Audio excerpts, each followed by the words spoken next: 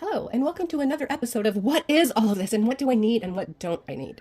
This episode is for wire jewelry. So let's start off. First of all, I'm using soft steel jewelry wire. It comes in many colors. These are just 4 of the colors. It also comes in white and black, and I'm sure there are many other colors as well. I do have a 24 karat gold and a 14 karat gold color.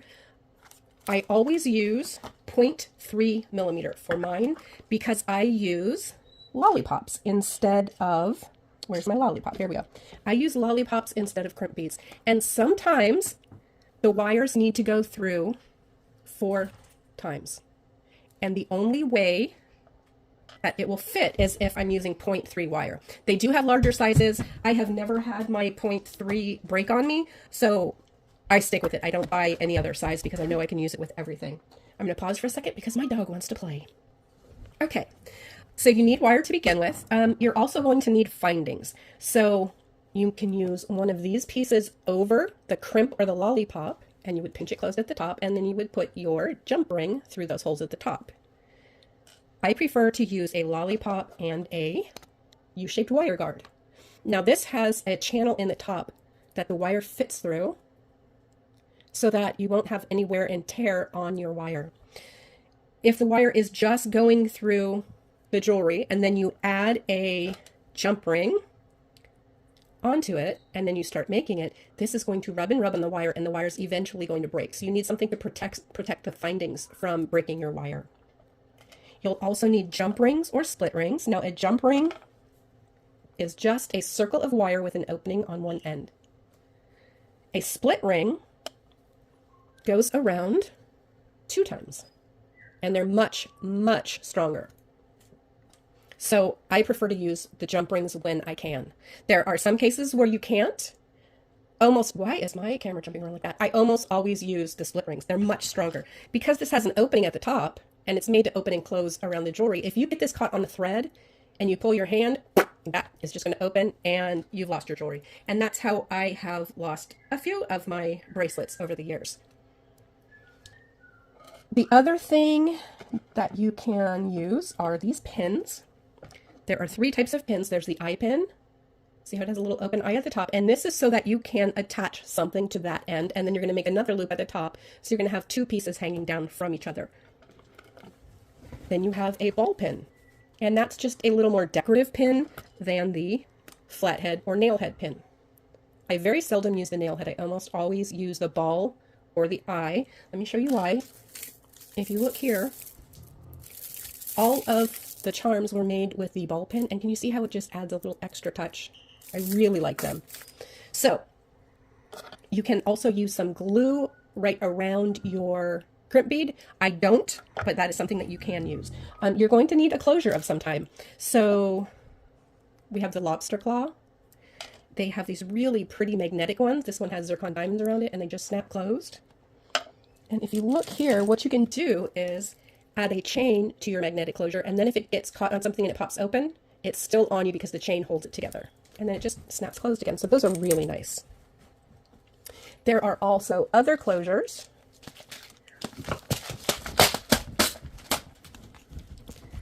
There's an S and a W. Now the S I like to use for bracelets because they are smaller, and the W I use for necklaces or a larger millimeter bead. So one side is soldered closed and the other side is open, so you can use a plier to leave it open a tiny bit, and then that will fit over the split ring to close it. So that's a really nice closure as well. You can also use these chain closures. If you look at this end, these pieces open up and you can just attach it to your bracelet that way, and then the size is adjustable. So these are a really nice choice. These add a couple inches to your bracelets. It will fit more people that way.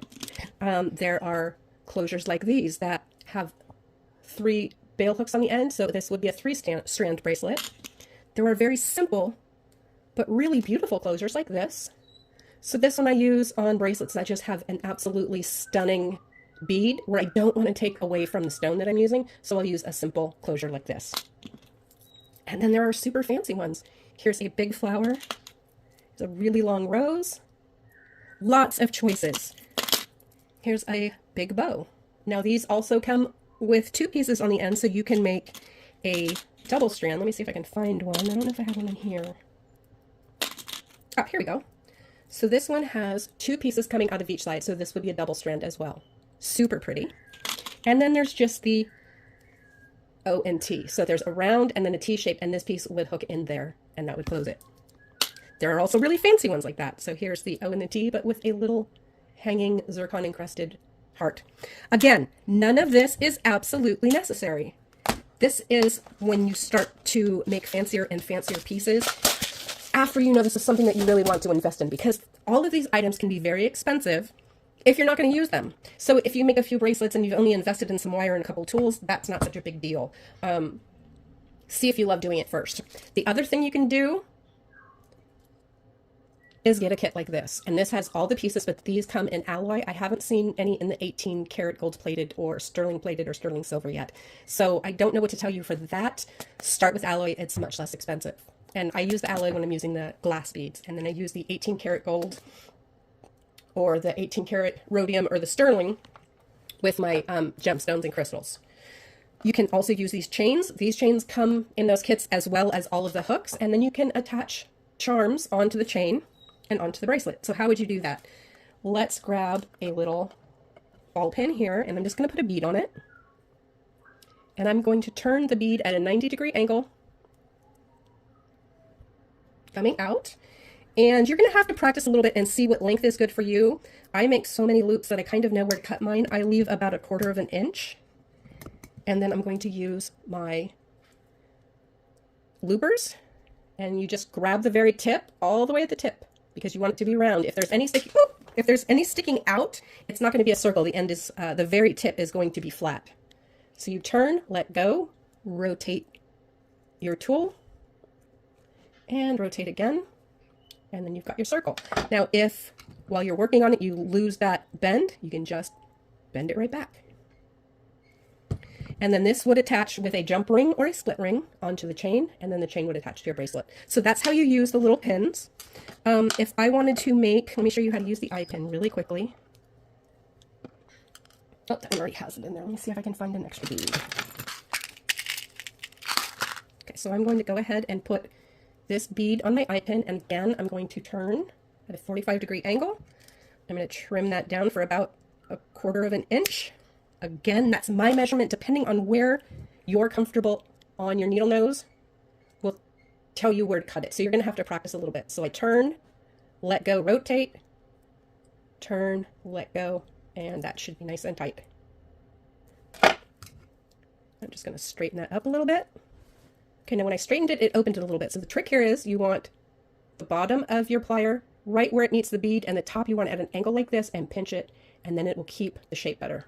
Okay, so now we have the eye pin, and I'm going to open one side. I'm just going to twist it a little bit to open it. And then I'm going to attach the ball pin that we made to this one. And then I'm just going to go ahead and close the eye back up. And now we have a little dangle. Okay, so that's what the eye pin, the ball pin, and the nail head are for. All right. Let's start off making a bracelet, and I'm going to go ahead and cut some of my gold wire, because this one's already open. My silver one isn't open yet, even though I pulled out all silver hardware, just so you get an idea of how to use it. So now I have this wire here, and let me show you the different ways to use it. So on this one, I'm going to use a crimp bead. Now, I despise crimp beads. They fail very often, so I don't use them, but if you buy the kit, this is what's in it. So start with this. Let's go ahead and put the U wire guard on.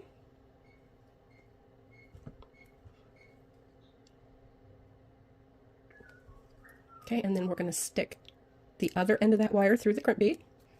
And we're going to pull it up nice and tight and give this a little pinch so the two sides are together. And that will move the crimp bead even higher up so that you can't see the wire coming through. Now, this is a crimp tool. When you first start out, you're going to use the M shape right here. And the middle of the M is going to go between the two wires on the crimp bead. So what you're trying to do is separate the two wires. Okay, so I'm going to hold them apart. Push the crimp all the way up. Get it situated in that M. And pinch. Now I've got my, oh, that didn't close all the way. Let me try one more time. And then, why is it not? There we go. Okay, now it worked. And then we want to stick it through the rounded section at the top. So where it's flat, you want the longest section in there, and then you're going to just pinch it and close it like a taco. Okay? So there's my taco. And that is on there, but look, I can actually pull this string out. And that's what I have a problem with these crimps all the time. So I have to keep going through and rebending them.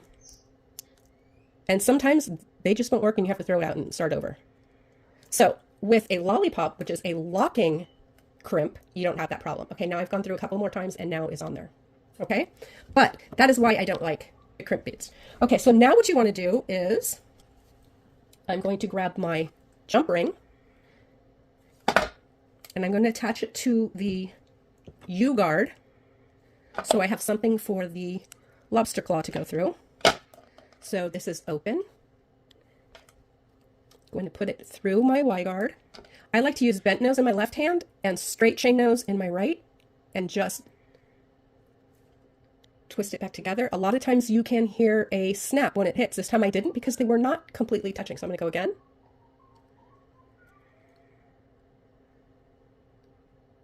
No, it's not going to make the sound today. I wanted you to be able to hear it, but if you look, it is perfectly straight and there's no light going through, so that is closed all the way. You want to check and make sure that no light goes through. You want it completely closed.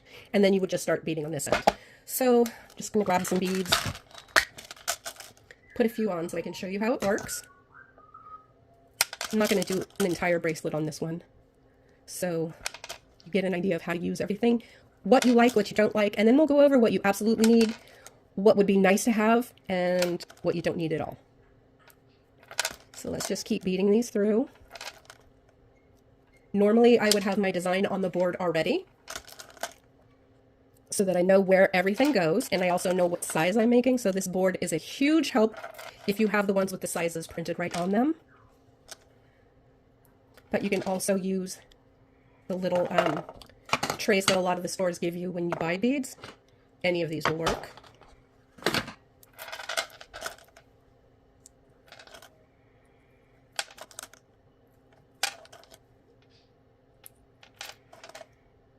The other thing you can do is they do have bead mats, which are like felted mats, and it holds the beads and all of the findings from rolling all over the place. So you can design it on there as well.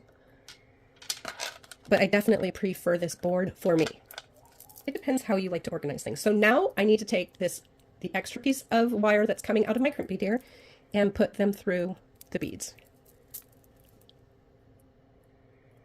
Because I want to hide that extra wire. This gives me extra room in case for any reason this crimp fails and it starts to loosen. I have all this extra wire. If I cut it really short and it starts to loosen, it's already fallen off. This way I have a little extra room and a little more time to notice that the crimp has failed. Okay, so now I have all of those on there, and the way I would finish this off is the same on this side as the other side, except this side I'm going to attach a closure, and I'm going to use a lobster claw on this.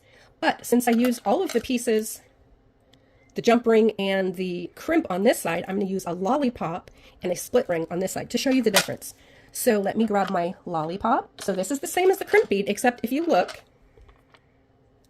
this looks like a lollipop. There's a stick and a round top. The stick pushes inside the hole and it locks the wire in place. So I'm going to go ahead and put the lollipop on first. And then I'm going to add another wire guard.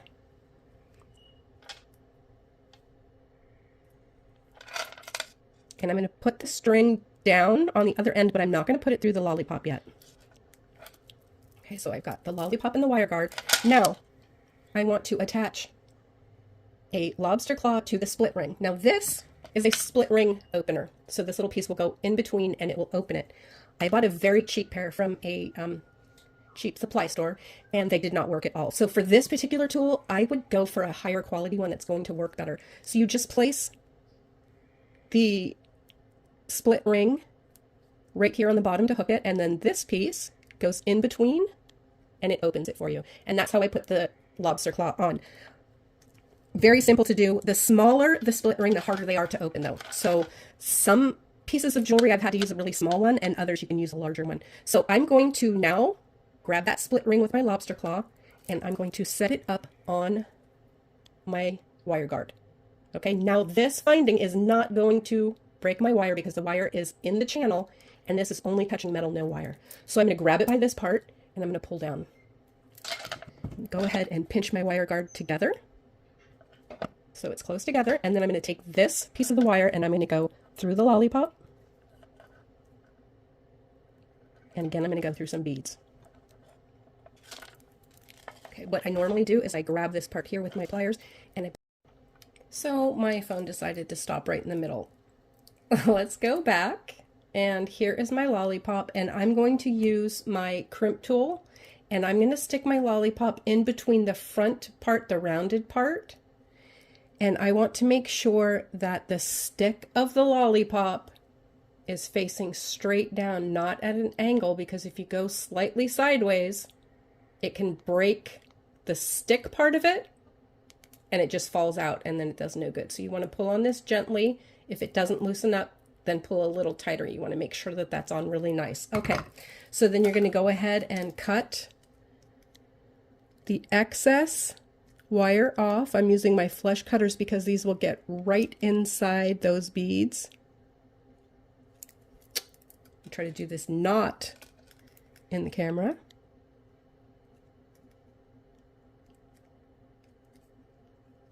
Oh, come on. There we go. And get it nice and flush.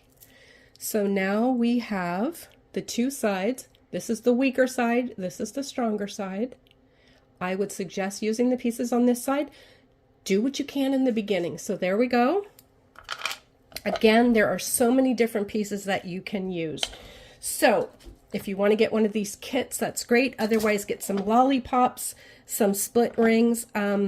I use 2 pairs of pliers when I'm using the jump rings. I use a bent chain nose and a straight chain nose. You do not need 2, so I'm going to put the straight on the side that you need. If you're not using split rings, you don't need the split ring opener, so that's going to go on this side. The flush cutters you don't necessarily need, but they're a huge help. You do need something to cut though, so you need something that's going to fit in between the beads.